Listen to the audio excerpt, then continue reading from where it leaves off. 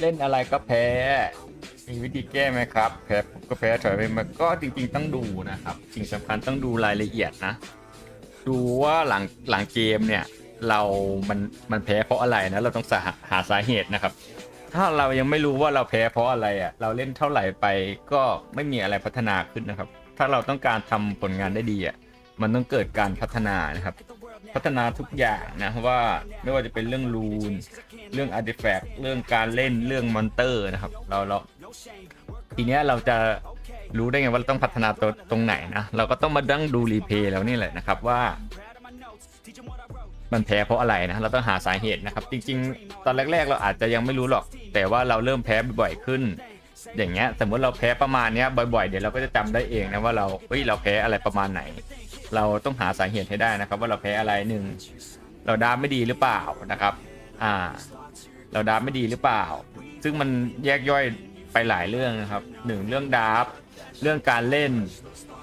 เรื่องรูนเรื่องอาร์ติแฟกต์เรื่องมอนเตอร์นะเราก็ต้องไปหาสาเหตุว่าเราแพ้เพราะอะไรเรื่องดาฟไล่ดูไล่ทีละอย่างไปนะครับเรื่องดาฟโอเคดาฟไม่ดีไม่แย่เข้าไปดู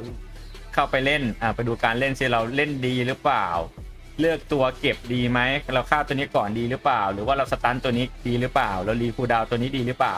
แล้วออกสกิลนี้ดีหรือเปล่าดีแน่หรือเปล่ามีทางอื่นที่ดีกว่านี้ไหมนะครับย้อนไปดูนะว่าเราเล่นอะไรผิดพลาดตรงไหนนะครับหรือว่าตรงนี้เราไม่ติดแต่ว่าเราลบไปแล้วไม่ติดไปดูแม่นยำเราซิเราถึงหรือเปล่าแม่นยำเราน้อยเกินไปหรือเปล่าถึงไม่ติดอะไรอย่างเงี้ยนะครับแม่นยำก็ควรจะทำ85นะตัวไหนที่ต้องติดนะครับรวมแฟกนะครับควรจะ85ยกเว้นตัวที่มันการันตีติดนะครับก็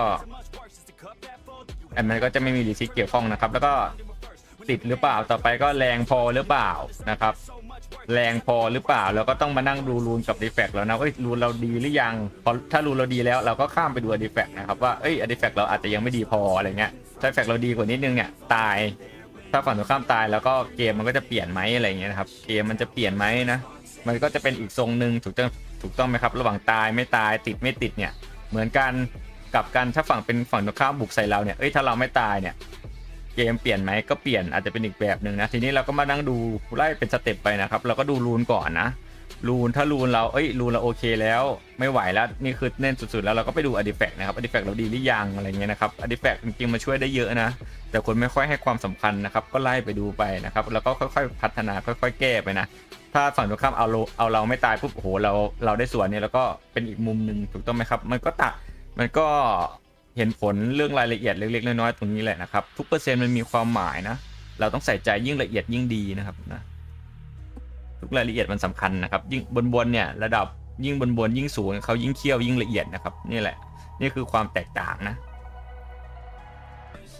ถ้าเราเล่นดีรูนเราดีอาร์ติแฟกต์เราดีมันต่อให้เราตัวมันยังพอแบกกลับมาได้นะคำถามคือว่า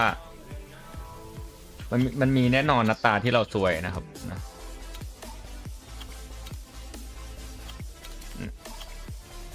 แต่ถ้าเราดับดีรูนเราดีอาร์ติแฟกต์เราดีรูนเราไม่ได้ต้องดีเวอร์นะครับแต่ว่าพอประมาณอะไรอย่างเงี้ยนะยังไงโอกาสได้เปรียบโอกาสชนะเราก็สูงนะเนี่ยเราโดนเอ็กยับเนี่ยนะครับ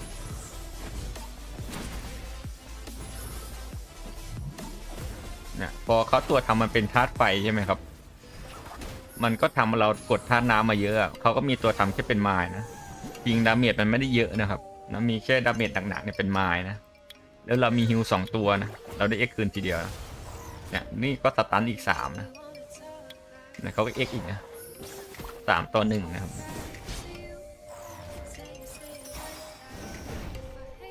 เราเอ็กคืนนะต่อให้เราเหลือ3ตัวเรายังแบบกลับมาได้นะ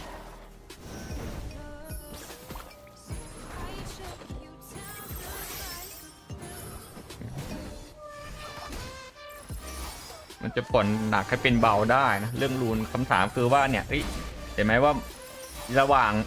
ยักษ์กดสกิล2มันแค่ตายกับไม่ตายเนี่ยก็เห็นผลนะครับ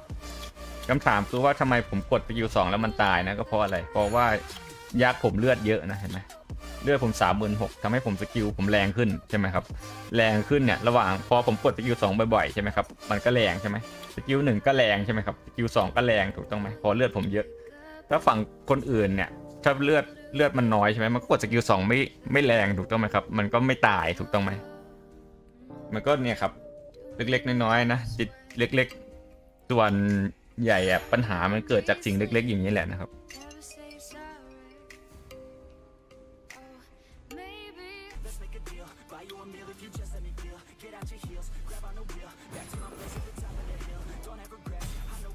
โอ้ไม่ตาย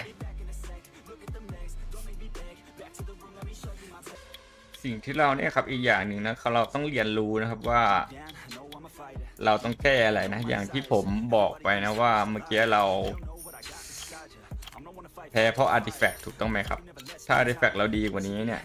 ดีเคลมมันตายเราจะง่ายกว่านี้ถูกต้องไหมครับเนี่ยผมก็จะมาแก้อาร์ติแฟกต์ถูกต้องไหมครับแน่นอนว่าเขาใส่กันไฟมาเยอะอยู่แล้วนะเราก็ต้องทำดาเมจใส่ธาตุลมนะครับตัวที่เราอยากไปฆ่าเนี่ยมันมีอะไรบ้างนะส่วนใหญ่จะเป็นออไฟลิงไฟดีเคลมดีเคมืดกับซูเลยพวกนี้ใช่ไหมล่ะครับ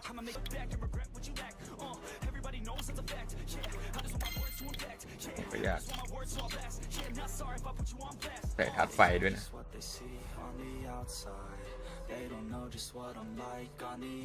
ไม่มีเฮ้ยไม่มีตรงๆสักอันนะครับ